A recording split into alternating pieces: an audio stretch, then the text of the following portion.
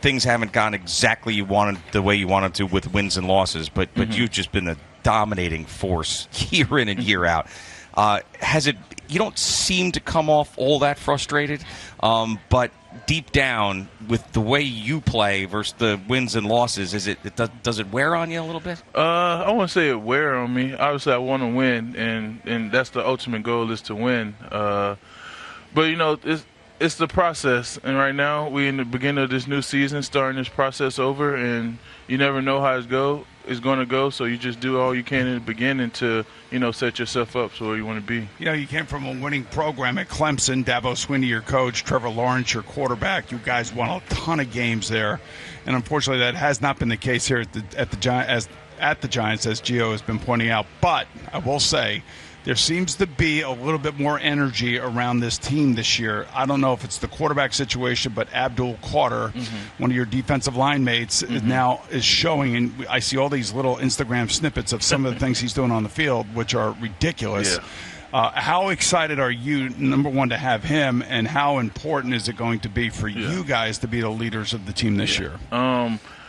To start, D-line always leads the team. No matter what. Let's ease with that. Well, that's a good way for you to think, yes. Yeah, right. But, adding someone like Abdul who's just, instinctively gifted and, knows how to play the game of football pretty well. And, he takes it serious, and that's what you want to see is he's football first. And having a guy like that is going to bring the D-line to the next level, and I think that's what we need. And I think he keeps showing up in practice and keep training through this training camp process and enjoying that process. I think is nowhere that we can't go. Is this training camp different a little bit different? Has Brian Dable been a little bit more demanding? Is it more competitive? Is it different than the last 3 years that you've been here? I take the years for as it is, and this year I think he's come in and he challenged us more, and he, like you said, he demanded a little more. He's demanding a little more each and every day, and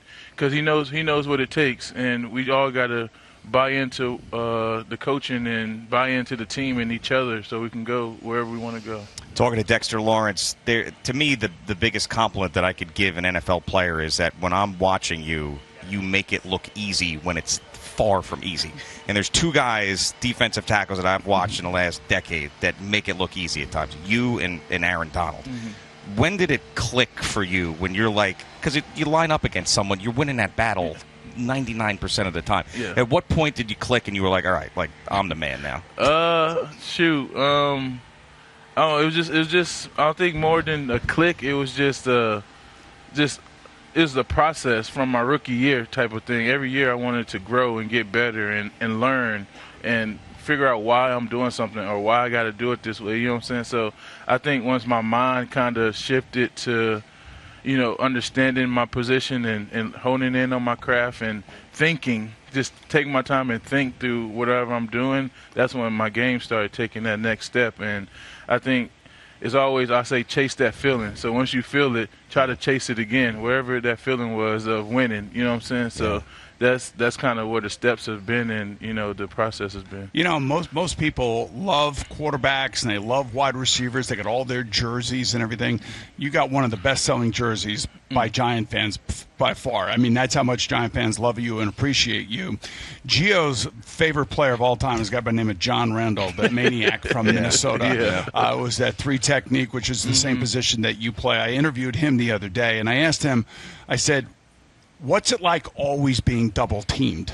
Because I would imagine that opposing offenses are trying to find out where you are lined up. You're not always lined up in the same spot, and you get double-teamed quite a bit, whether it be a run or whether it be pass protection. How frustrating is that? It's very frustrating. Then they start making up schemes to, double team you when they're not supposed to. Yes, exactly. But it's part of the process. I mean, the game. Like, and Coach Dre has got my mind right for it each and every year that more and more double teams are coming. It's just the process, and you got to keep fighting through those processes and don't grow weary of you getting stuck on this play. Like, keep battling and learning how to split it and manipulating things and putting yourself in different positions, like you said, like playing across the whole line to try to free yourself up a little bit. Up, You know, the interesting thing is that it's not just about bull rushing or swimming or spin moves and all that stuff for a guy like you, because you're internally. Right. But there's a lot of ETs and TEs, the stunts that you work with your defensive ends with. Yep. I'm saying a year with Brian Burns, does that help? I mean, like you understand what kind of player he is now? Yeah, so and the challenge goes to him, you know, is we're not going to see a lot of passes. We know that. We're going to see a lot of hard counts, play actions, you know, things like that. So playing more physical in the pass game necessarily to, you know, take that next step and make plays that we wasn't making last year. Yeah, I'm sure there's a lot of offensive linemen who have sleepless nights when they're about to play the Giants and have to block you. Is there a reversal of that? Is there a guy in the league that you're like, man, like this guy sometimes gets the best of me occasionally? Is there anybody in the league? No, nobody keeps me up. I was hoping for that answer. Well, I mean, listen, when you're one of the best, that's the way you should be feeling, you know. And I'm thinking about your schedule. Everybody's talking about it. You know, I know you're not immune to that. Everybody knows what it is, you know, that you start in Washington, then you go to Dallas. And right out of the gate, 2 weeks in, we're going to know who the Giants are. Give me your thoughts on your schedule and the beginning of the season. It's just starting fast. Like you say, we played the Commanders' first game. So, you know, through training camp, you preparing for that first game. And you got to start fast. Start fast when you come on to practice. Start fast in the first quarter of the game. Just jump on top and, you know, be confident in yourself and the team and the work we done put in. And, you know, and this only can go wherever we want to take it. What's it like playing against Jayden Daniels? he a little slippery.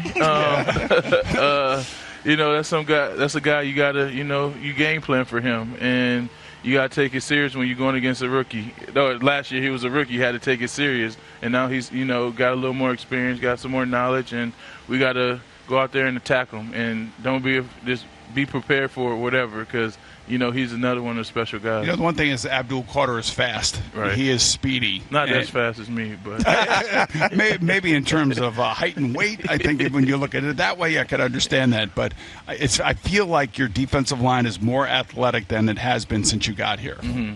Yeah, and that's just to keep building on that. You got to keep building on. I think, like me, the D-line leads, and the guys up front got to be good leaders and good examples of leadership and work ethic. Who's the leader on D? I know you're a great player, but that doesn't mean that you really want to be the vocal one. Right. I mean, like, you know, Ray Lewis wanted to be the vocal one. He was the vocal one. He never shut up during a game, and he was yelling at his guys. Is there somebody that has that personality on the Giant defense? I'd say Bobby Okereke. You know, I respect my middle backers, and you know, he's a guy that leads all the time, that uses his words, that's, you know, comfortable in that position. And I say myself, and I lead a lot as well. And it's just subtle things, might be just a couple words to you or whatever. It's just different ways of, you know, communicating to people, and that's what you got to be. I've seen a lot of NFL film stuff with you, and you are just funny as hell when you're like busting the balls of the offensive linemen and stuff. I mean, do you do any research on those guys like beforehand to start ribbing them, or is it all natural? It's all natural, honestly. It's all natural. Whatever comes, I try to keep it PG. Yeah. But whatever comes to my head is coming out. I got to believe you and the Philadelphia Eagles have got to just be going at each other constantly. As good as they are on the offensive line, are they the best offensive line that you guys see? Last year I would say so, yeah. Right. I mean, they seem to be really tied in well together. They work well together. They're able to replace, all-stars, all-pros at both left tackle and also at center. And I would think that, that's still going to be ultimately that they're going to be the standard bearers when it comes to offensive lines. Them, I guess, I think in the Dallas Cowboys. I mean, yeah, and and that's all in our or the Detroit Lions, and the Detroit Lions for that matter. All in our division. So, like you said, we got to start this process now of preparing for the whole year. And when the year comes, you take it week by week. But right now is where you get your dog days in, and you grind and you sweat and you bleed with each other. You like the nickname Sexy Dexy because that's what he calls you. Oh, of course, yeah, I'm not the only one.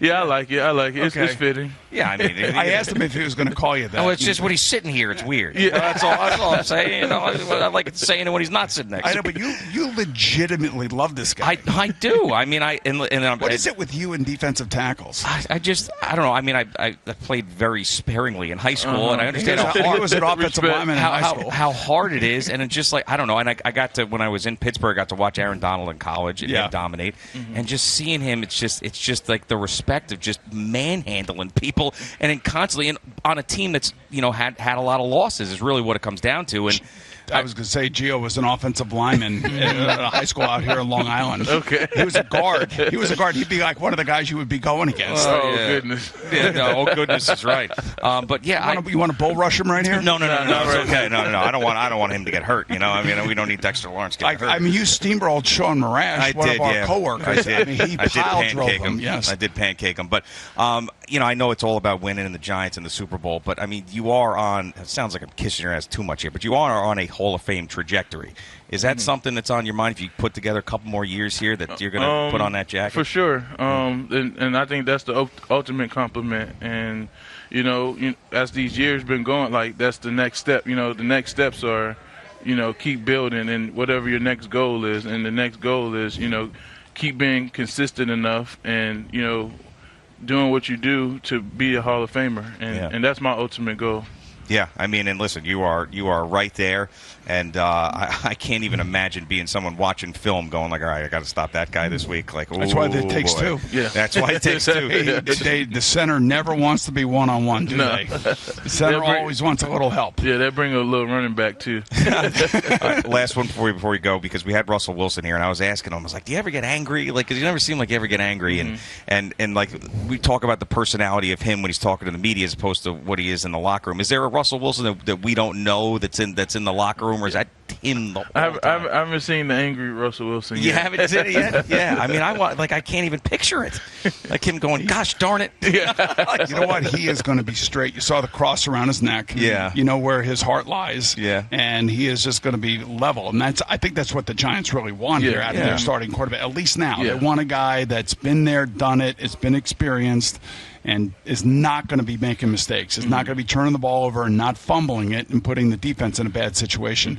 And conversely, on the other side of the defense, this defensive line now is built up, and that should help your secondary. Yep. I mean, you guys are tied in. More pressure, more tip balls, all sorts of things can happen because one thing you did 2 years ago, you got turnovers. Last year, not so much. I would think that you'd be working on trying to force as many turnovers as you can here in training camp. And that's the emphasis.